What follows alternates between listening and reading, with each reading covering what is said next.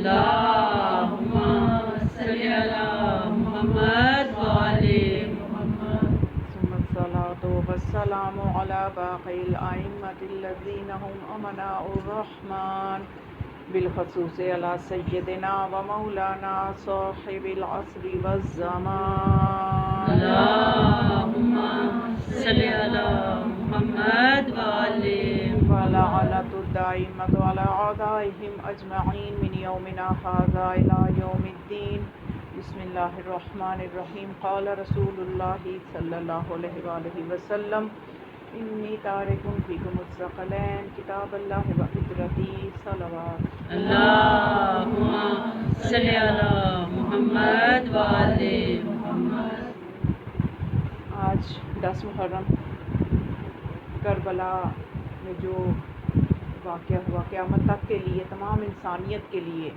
اگر ساری عمر بھی روئیں تو کم ہے. یعنی اس زمین کے اوپر اور اس آسمان کے نیچے ایک ایسا دن گزرا کہ جس میں صبح صادق سے لے کے عصر تک جناب زہرا کا سارا گھر اجڑ گیا.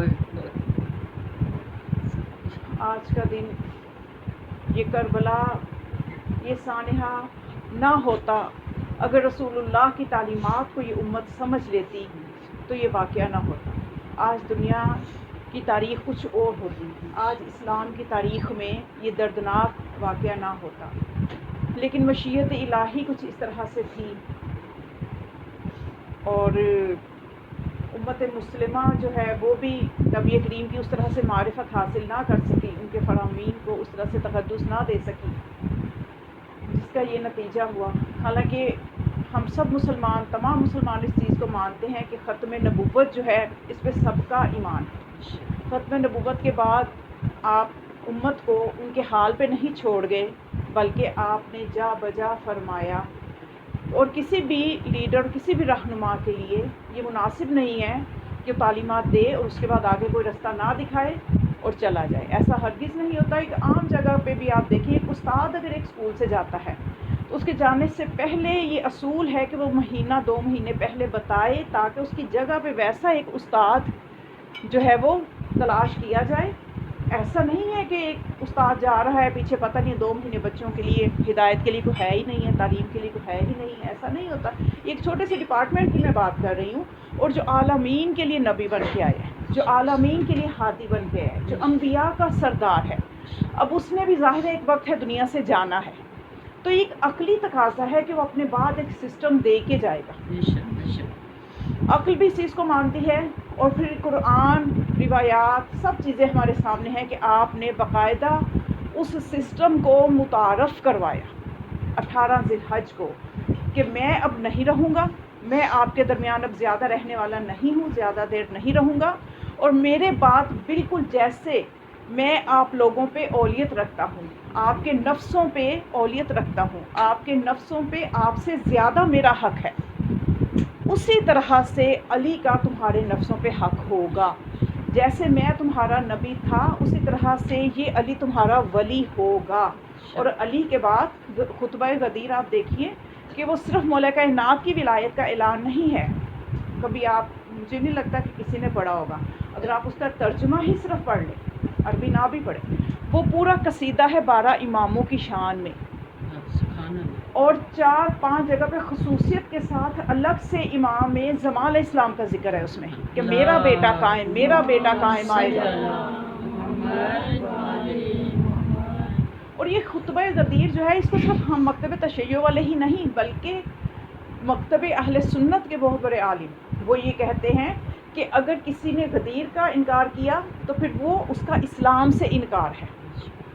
اور غالباً ایک ان کے بہت بڑے محقق ہمدانی، ابو العلا ہمدانی، وہ تو یہاں تک لکھتے ہیں کہ میں خطبہ غدیر کو 250 طریقوں سے نقل کر سکتا ہوں، 250 طریقوں سے ہی 250 راویوں کے ذریعے سے نقل ہو کے یہ آیا ہے. یعنی اس کی حقانیت پہ کسی کو شک نہیں، اور اس کے اندر جو پیغام ہے اس کو دوسروں نے تو پڑھا نہیں، ہمارے اپنوں نے بھی نہیں پڑھا. صرف وہ ایک جملہ میں سب کو آتے ہیں من کنتو مولاہ فھذا علی مولا، اور اس میں پوری آپ نے ایک سسٹم متعارف کروایا کہ میرے بعد علی ہوگا، علی کے بعد علی کی نسل سے 11 امام ہوں گے جن کا آخری مہدی ہوگا. آخری کا نام بھی بتایا، لقب بھی بتایا، وہ اس لیے کہ علی کو پہچانو، آخری کا پتہ چل گیا یہ سلسلہ جس طرح سے آخری تک پہنچے گا وہی میرے جانشین ہے۔ اور پھر اس کے بعد آپ نے جا بجا یہ حدیث کوئی ایک مرتبہ نہیں، انی تارک فیکم الثقلین، میں تمہارے درمیان دو ہم وزن چیزیں، یعنی وزن میں دونوں برابر ہیں، یہ چھوڑ کے جا رہا ہوں، کسی ایک کو نہ لینا، کسی کو ایک کو لیں گے دوسرے کو چھوڑیں گے تو کامیابی نہیں ہے، یہ دونوں کو لینا پڑے گا، اس لیے کہ یہ دونوں جو ہیں حتیٰ یارد علی الحوض، یہ دونوں ایسے ہی اکٹھی میرے پاس حوض کوثر پہ پہنچیں گی۔ نسخہ قرآن نسخہ ہے، اور اس کے ساتھ جو اہل البیت ہیں وہ اس نسخے کے طبیب ہیں۔ اب ایسا نہیں ہو سکتا کہ میڈیکل کی کتابیں گھر میں بیٹھ کے میں پڑھ لوں اور کوئی بھی مریض آئے، اچھا کتابیں تو یہی ہیں نا، میں اندر سے کمبینیشن میڈیسن کا بنا کے دے دوں تو یہ تو وہی ہو جائے گا نا، نیم حکیم خطرہ جان، نیم ملا خطرہ ایمان۔ تو اب یہ ایسا نہیں ہوتا نا دنیا میں۔ تو اب اس امت نے کیا کیا، قرآن کو لے لیا، نعرہ لگایا حسبنا کتاب اللہ۔ اب رسول فرما رہے ہیں قرآن اور اہل البیت چھوڑ کے جا رہا ہوں، اور یہ بھی وہ حدیث ہے کہ جو تواتر کے ساتھ اہل سنت کی کتابوں میں ہے، اور جہاں پہ وہ یہ کہتے ہیں کہ نہیں، رسول اللہ نے فرمایا انی تارک فیکم الثقلین کتاب اللہ و سنتی، یعنی اللہ کی کتاب اور میری سنت۔ اور یہ جہاں تک سنتی کا تعلق ہے، یہ ان کی چند روایات میں ہے، ان کی اکثر روایات میں اہل البیت ہی ہے، کتاب اللہ و اطراتی، کتاب اللہ و اہل بیتی، یہی لفظ ملے گا۔ تو اور اگر ہم سنتی کو بھی دیکھیں تو رسول اللہ کی سنت کیا ہے؟ رسول اللہ کی سنت ہی یہی ہے کہ صبح و شام اہل بیت کے فضائل بیان فرما رہے ہیں، صبح و شام اہل البیت کا تعارف امت کے سامنے پیش کر رہے ہیں۔ سنت کو بھی لیں تو تب بھی راستہ وہی ہے، اہل البیت کی طرف ہی جاتا ہے۔ تو مسئلہ وہاں خراب ہوا کہ جہاں امت نے اپنی منمانی کی، قرآن کو لے لیا، اہل البیت کو چھوڑ دیا، اور پھر قرآن کی تعویل جو ہے وہ اپنی عقلوں کے مطابق کرنے لگ گئے۔ قرآن کیا ہے؟ نور ہے، نور کے ساتھ معلم بھی ایسا ہونا چاہیے جو نورانی ہو، یعنی نور کو خاک کے ذریعے سے نہیں، یہ چیز لوگوں کو سمجھ نہیں آئی کہ نور کو خاک کے وسیلے سے نہیں سمجھا جا سکتا۔ صلوات پڑھے کرو جی۔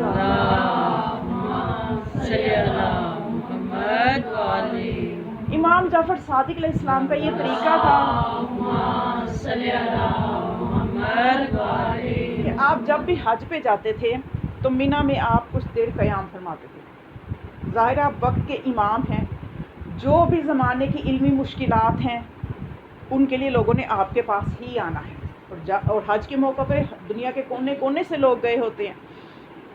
تو اب میں آپ کو صرف یہ بتانا چاہ رہی ہوں کہ معاملہ خراب کہاں پہ ہوا ہے کہ نوبت یہاں تک پہنچی کہ حسین جیسا کریم شہزادہ، اور یہ جو مصائب ابھی آپ سن کے آ رہے ہیں جو ایک عام انسان تحمل نہیں کر سکتا، یہ معجزہ ہے کہ ہم تحمل کیے ہوئے ہیں، کہ ہمارے دلوں میں حسین کی محبت بھی ہے اور ہم زندہ ہیں، یہ اس لیے بھی ان کا ایک معجزہ ہے، وگرنہ اتنے سنگین مسائب اور ان کی روایات اتنی سنگین ہیں کہ ہمیں زندہ رہنے کا کوئی حق نہیں ہے کہ یہ گزر گیا ان پہ، چند گھنٹوں میں یہ ہو گیا۔ تو یہ میں تھوڑا سا آپ کو یہ بتانا چاہ رہی ہوں کہ وجہ سمجھ میں آ جائے کہ معاملات ہوئے کیسے۔ اب میں نے بتایا نا کہ مینا میں خیمہ لگاتے تھے امام علیہ السلام، تاکہ حاجی آئے ہیں تو یہ جو مسائل پوچھنا چاہتے ہیں، ہر طرح کے سوچ کا لوگ وہاں پہ آتے تھے۔ تو وہاں پہ ایک شخص آیا مولا کی خدمت میں، تو آ کے کہنے لگا کہ میں ایک مرد فقیہ ہوں، میرے پاس فقہ کا بھی نالج ہے، میرے پاس حدیث بھی ہے، میرے پاس تفسیر بھی ہے، اور میں آپ کے ساتھ مناظرہ کرنے آیا۔ جی تو بے مناظرۃ بے اصحابکا، میں آپ کے صحابہ کے ساتھ مناظرہ کرنے کے لیے آیا ہوں۔ تو امام نے پوچھا اس سے کہ تمہارے پاس یہ ساری چیزوں کا جو تم کہہ رہے ہو کہ علم ہے، اب مجھے تم یہ بتاؤ کہ کیا یوحا الیک کما اوحیا محمد، کہ کیا تم پہ ویسے وحی ہوتی ہے جیسے رسول اللہ پہ وحی ہوا کرتی تھی، تم پہ بھی وحی ہوتی ہے؟ کہنے لگا نہیں، ایسا نہیں، لا نہیں۔ پھر آپ نے پوچھا کیا تمہاری اطاعت بھی واجب ہے جیسے رسول اللہ کی اطاعت واجب تھی؟ کہنے لگا لا۔ تو امام علیہ السلام نے اپنے ایک صحابی یونس بن یعقوب کی طرف دیکھا اور مسکرائے اور فرمائے مناظرے سے پہلے ہی اپنے خلاف دلیلیں قائم کر رہا ہے۔ اس کے بعد خیمے کا دروازہ بجا تو آپ نے فرمایا دیکھیں کون ہے، دیکھا تو پتہ چلا کہ وہ حشام بن حکم تھا۔ حشام بن حکم آیا، امام نے فرمایا چلو کرو اس کے ساتھ مناظرہ۔ اب حشام نے اس سے پوچھا کہ خدا نے جو اپنی طرف سب کو دعوت دی، اپنے دین کی دعوت دی، تو اس کے لیے پھر خدا نے اس کے لیے کیا ہدایت کی، اس دین پہ عمل کرنے کے لیے، اپنے تک پہنچنے کے لیے رستہ کون سا بتایا؟ تو اس نے کہا کہ رستہ خدا نے، کس طرح سے تم اس رستے پہ پہنچتے ہو؟ اس نے کہا کہ میں قرآن کے ذریعے پہنچتا ہوں، میں سنت رسول کے ذریعے پہنچتا ہوں۔ پھر حشام نے کہا اگر سنت میں وہ چیز تمہیں نہ ملے تو کہتے ہیں میں قرآن میں دیکھ لیتا ہوں۔ تو پھر امام نے فرمایا کہ کیا حشام نے کہا کہ کیا قرآن تمہارے لیے کافی ہے پھر؟ یعنی اگر جب تمہیں کوئی چیز سنت رسول میں نہیں ملتی پھر تم قرآن کی طرف جاتے ہو تو کیا قرآن پھر تمہاری تسلی کرا دیتا ہے؟ تو کہتا ہے کہ ہاں میرے لیے قرآن کافی ہے۔ تو حشام نے کہا اگر قرآن کافی ہے تو شام سے مینا میں ہمارے پاس کیا لینے آئے ہو؟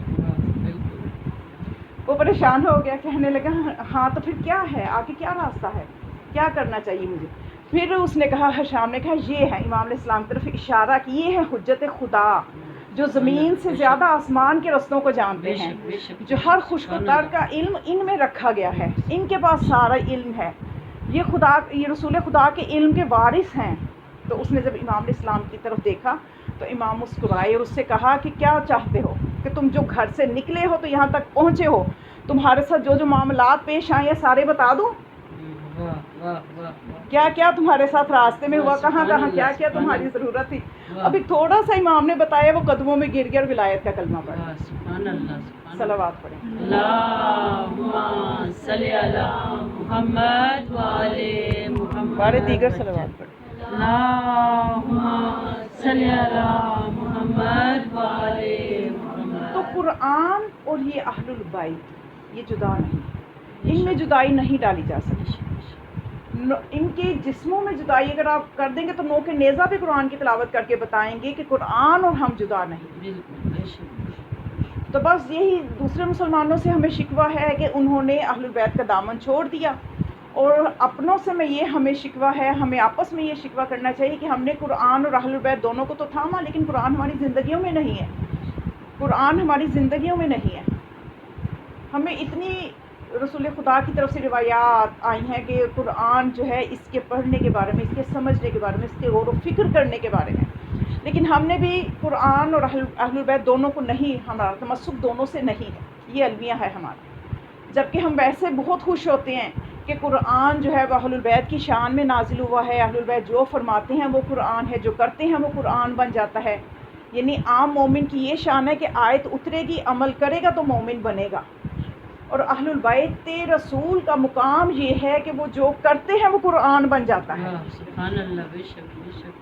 اللہ کی راہ میں روٹیاں دی، یطعمون الطعام علی حبہ مسکینا و یتیما و اسیرا، یہ وہ ہیں جو اللہ کی راہ میں اب روٹیاں پہلے دی ہیں، جب حسنین علیہ السلام کو بخار ہوا تھا تو کیا منت مانی تھی کہ روزہ رکھیں گے، تو اب روزہ رکھا تو، اور جس ترتیب سے وہ دروازے پہ سوالی آتے رہے، یطعمون الطعام علی حبہ مسکینا، پہلے دن مسکین آیا، قرآن نے ترتیب بھی وہی رکھی، مسکینم و یتیمم و اسیرا، دوسرے دن یتیم آیا، پھر اسیر آیا، تینوں دن اپنی روٹیاں دیتے رہے۔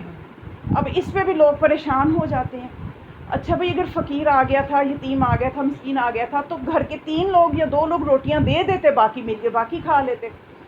تو بھئی ان کو آپ کہاں سمجھ سکتے ہیں؟ جس گھرانے کی روٹیاں سمجھ میں نہیں آ رہی، اس گھر کا حالت رکوع میں انگوٹھی دینا کہاں امت کی سمجھ میں آئے گا؟ تو اب یہ جس ترتیب سے صدقہ کرتے رہے، آیت اسی ترتیب سے اتری، اور پھر اس کے بعد خدا نے کیا فرمایا اہل بیت کی شان میں، اور وہ انہوں نے یہ جو کچھ دیا ہے، لا نرید، کہ ہم نے یہ جو کچھ دیا ہے لوجہ اللہ، ہم نے اللہ کے وجہ کے لیے دیا ہے، لا نرید منکم جزاء ولا شکورا، ہمیں اس کے بدلے میں نہ تو کوئی جزا چاہیے نہ ہی کوئی شکر کے کلمات چاہیے۔ جیسے ہم ایک دوسرے کا شکریہ ادا کرتے ہیں نا، کچھ دیتے ہیں تو ہم شکریہ ادا کرتے ہیں، لیکن اہل البیت نے کس نیت سے دیا ہے؟ اب یہ پورا واقعہ اگر آپ اس کی شان نزول ان آیات کی پڑھیں گے تو کہیں لکھا ہوا نہیں آپ کو ملے گا کسی بھی جگہ پہ، یا قرآن میں بھی آیت میں کہیں نہیں لکھا ہوا کہ ایسا کسی کی زبان سے نکلا کہ اے خدا ہم اس لیے دے رہے ہیں۔ تو پھر خدا نے کیسے آیت میں یہ کہہ دیا کہ وہ کس لیے دے رہے ہیں، کہ ہم یہ صرف لوجہ اللہ، ہم اللہ کے لیے دے رہے ہیں، ہم کوئی جزا نہیں چاہتے؟ یہ پھر کہاں سے خدا نے یہ آیت، کیوں؟ تو اس سے سمجھ میں نہیں آئی کہ اہل البیت کے ارادہ یعنی خدا کے ارادے میں جو چیز ہے وہ خدا کی مشیت کو جانتے ہیں, خدا ان کے ارادوں کو جانتا ہے. اب ان کے ارادے میں کیا ہے یہ خدا جانتا ہے, تو خدا نے ان کے ارادے کو آیت بنا کے بھیج دیا. یہ ہے مقام اہل البیت علیہ السلام. اور جب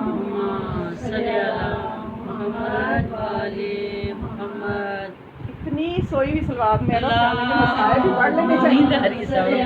پہلے تو مسائل مولا کہ اب اپنی حالت میں مسائل پڑھ لیں, اب اپنی حالت میں مسائل پڑھ لینے چاہیے. دیکھیے جتنے بھی آپ تھکے ہوئے ہیں, آپ آج کے دن کا تصور کیجیے. اس کے بعد کیا ہے, شام کو شام غریبہ کی مجلس سنیں گے, اس کے بعد اگلے دن آپ کی روٹین کی زندگی شروع ہو جائے گی. سوئم کی مجلس ہو جائے گی, پھر کوئی اس طرح سے کر کے کوئی سالانہ مجالس گھر کی ہو جائیں گی, کوئی جائے گا کوئی نہیں جائے گا. بس یہ آپ نے ڈیوٹی دے دی. لیکن آپ یہ سوچیں کہ کربلا میں آج کا دن کیسا تھا. اب میں چاہتی تو تھی کہ تھوڑے سے فضائل اور کچھ بیان کرتی مزید, لیکن آپ کی حالت یہ کہہ رہی کہ میں مسائل کی طرف آ جاؤں. آپ بس یہ سوچ لیجیے, یہ جو لمحے گزرے ہیں نا, صرف یہ نہیں ہے کہ ہم امام بارگاہ میں گئے, ہم نے فاتحہ شکنی بھی اب کر لی, بس ہماری اب ڈیوٹی ختم, اب ہم روٹین لائف میں ابھی سے آ جائیں. نہیں, ابھی تو غم کے پہاڑ ٹوٹنے ہیں, ابھی تو اولاد زہرا پہ غم کے پہاڑ ٹوٹنے ہیں. اور جناب زینب سلام اللہ علیہ کے اوپر ہر بعد میں آنے والی مصیبت پہلی کو بھلا دیتی تھی, اس لیے کہ بعد میں آنے والی مصیبت پہلی سے بھی سنگین ہوتی تھی. مومنات ایسے ہی نہیں, میرے اور آپ کے چوتھے امام 30-35 سال تک خون روتے رہے. مولا آنسو نہیں روتے, خون روتے. اور جب لوگ کہتے تھے نا کہ مولا سجاد آپ کتنا روئیں گے, آخر وہ دن کب آئے گا کہ آپ کا رونا بند ہوگا, مولا آپ کب تک روئیں گے. مدینے کے لوگ اس طرح سے آ کے, تو امام ایک شخص آیا اور آ کے مولا سے اصرار کرنے لگا, مولا آخر آپ کب تک روئیں گے. تو مولا نے فرمایا اے شخص تو نے انصاف نہیں کیا. یعقوب کا ایک یوسف گیا تھا اور آنکھیں سفید کر لی تھی رو رو کے, بینائی ختم ہو گئی تھی. میں نے 18 فخر یوسف کربلا کی خاک کربلا پہ خون میں غلطان دیکھے ہیں, میں کیسے رونا بند کر دوں. امام کی زندگی باقی کی ساری زندگی ہی, کیونکہ امام اسلام تو سنتے ہیں نا, امام نے اپنی آنکھوں سے وہ منظر دیکھے تھے. امام جب پھر اس نے کہا نا کہ مولا آخر شہادت تو آپ کے خاندان کا ورثہ ہے, حمزہ سید الشہداء آپ میں, جعفر طیار آپ میں, اتنے عظیم شہداء آپ میں, تو پھر وہ شہید ہی تو ہوئے ہیں, پھر آپ اتنا کیوں روتے ہیں. تو امام نے پھر کہا کہ اے شخص تو نے میرے کلیجے میں برچھی مار دی. شہادت ہمارا ورثہ ہے, جو ہماری مستورات بازاروں میں ان کو پھرایا گیا وہ تو ہمارا ورثہ نہیں ہے. پھر ایک شخص, نہیں مختلف لوگ آتے ہیں, مختلف سوالات کرتے. ایک شخص آیا امام اسلام کے پاس, تو آ کے کہنے لگا کہ یبنا رسول اللہ, میں سنتا ہوں, ظاہر ہے اس وقت تو لکھی ہوئی تاریخ نہیں ہے, ابھی تو وہ تاریخ ہے جو سنی سنائی آگے راویوں کے ذریعے پہنچ رہی ہے, ابھی تو واقعہ کربلا تازہ ہوا ہے. تو کہتا ہے کہ میں نے سنا ہے کہ ایک مستور تھی, ایک خاتون تھی کہ جب شام غریباں تھی تو اس کے سر پہ سرخ چادر تھی. تو کیوں سرخ چادر لی اتنے غم کے موقع پہ, کیا اس خاتون وہ کون تھی اور ان کے پاس کوئی سفید چادر نہ تھی.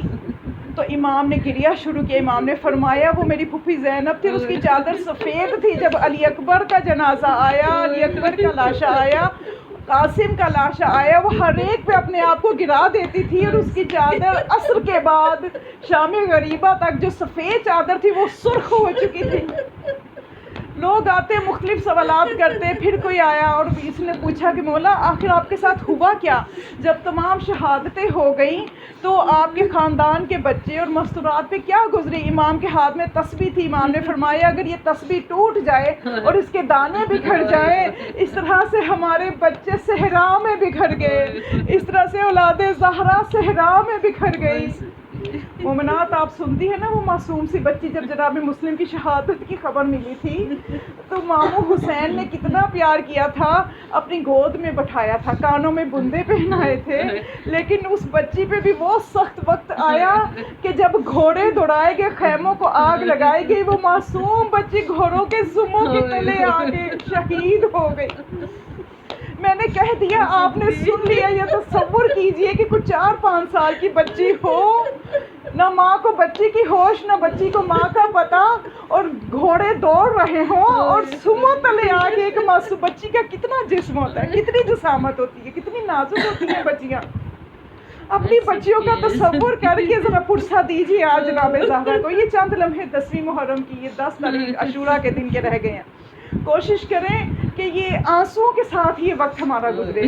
سخت وقت جناب زینب کا امتحان تو اب شروع ہوا ہے، اب شروع ہوا ہے. بی بی کے جو امتحان تھے وہ مسلسل امتحان، بڑے سے بڑا امتحان بی بی کے لیے آتا چلا جا رہا ہے کہ جس وقت بچوں کی گنتی کی جانے لگی. ہمیں تو صرف چند بچوں کے بارے میں پتا ہے نا، دوسرے بچے بھی کوئی معمولی بچے نہیں تھے.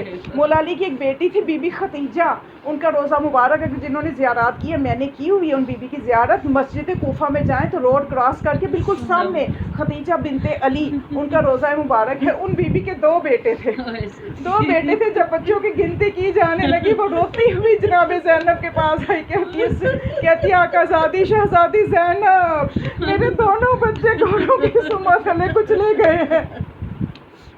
مومنات، ہم ان مصیبتوں کا تصور بھی نہیں کر سکتے، ہم ان مصیبتوں کا تصور بھی نہیں، نہ ان پہ رونے کا حق ادا کر سکتے ہیں. ابھی بھائی کا غم دل میں ہے، ابھی اپنی 70 قدم کے فاصلے پہ جس بہن نے دیکھا ہو، اس بھائی کو ذبح ہوتے دیکھا ہو، کہ جس بھائی کی زیارت کے بغیر اس کے 2 دن نہ گزرتے ہوں. اور وہ محبت بھی عام بہن بھائی والی محبت نہیں تھی. جو حسین اور زینب میں جو محبت تھی وہ عام بہن بھائی کی محبت رہی تھی. جس بھائی کی محبت میں اپنے 2 بچے قربان کر دیے، جس بھائی کی محبت میں اپنا گھر چھوڑ کے آ گئی، اس بھائی کو 70 قدم کے فاصلے پہ جو بہن دیکھ رہی ہو کہ کتنا ظلم کیا جا رہا ہے. ایک مرتبہ بی بی نے رو کے پکارا، ام منکم مسلمون، اما منکم مسلمون، اے ظالموں، کیا تم میں کوئی مسلمان نہیں ہے؟ تم نواز رسول کے ساتھ کیا سلوک کر رہے ہو؟ کبھی بی بی نے نجف کی طرف منہ کر کے بابا علی کو پکارا ہوگا. ابھی بھائی کا یہ منظر دیکھا ہے شہزادی نے کہ ایک دم ابھی خیمے میں ہے کہ فضا دوڑتی ہوئی آئی اور آگے کہتی ہے کہ آگے شہزادی زینب بڑا سخت وقت آ گیا ہے. کہنے لگی فضا اس سے زیادہ سختی کیا ہوگی؟ کہنے لگی کہ اس ملعون عمر بن سعد نے اعلان کیا ہے کہ جو مسلمان ہیں ان کے لاشوں کو دفنا دیا جائے، اور حسین کا لاش بغیر کفن پڑا ہوا ہے. باقی لوگ اپنے لاشیں لے گئے ہیں لیکن حسین کا لاشا کوئی نہیں لے کے گیا. اور جب اس سے کہا گیا ہے تو وہ کہتا ہے کہ صرف مسلمانوں کو لاشیں اٹھانے کی اجازت ہے. اندازہ کیجئے، کہا وہ حسین جو رسول کے دوش پہ سوار ہو، وہ حسین جس کے لبوں کے بوسے رسول لیتا ہو، وہ حسین جس کی سواری رسول بنتے ہو.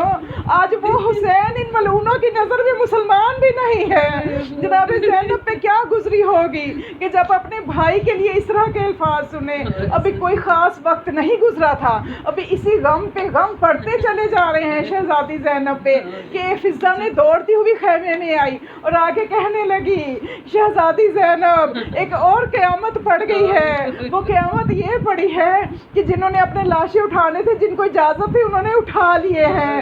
جو رہ گیا تو صرف زہرا کا چکیا پیس کے پالا حسین رہ گیا. اور اس ملعون نے 10 سوار، میں خود ابھی مقتل کی کتاب ہے مقتل لہوف، ایک مستند مقتل ہے، وہ اس میں پڑھ رہی تھی کہ عمر بن سعد ملعون نے 10 ایسے گھوڑا سوار کہ جن کے گھوڑوں کے سم بھاری تھے، ان کا انتخاب کیا. ایک ایک کا نام مقتل کی کتاب میں لکھا ہوا ہے. یعنی کوئی ایسی روایت نہیں ہے کہ صرف جو رلانے کے لیے ایک ممبر سے بیان کی جا رہی ہو. اگر آپ محسوس کر سکیں تو وہ حسین جو زخموں سے چور ہے، وہ حسین جس کے جسم پہ کئی تیر، تلوار اور نیزے لگ چکے ہیں، ابھی بھی دشمن کا بغض ختم نہیں ہو رہا. 10 گھڑ سوار تیار کیے ہیں اور ان کو یہ حکم ملا ہے کہ فاطمہ کے لال کے جنازے کو پامال کیا جائے.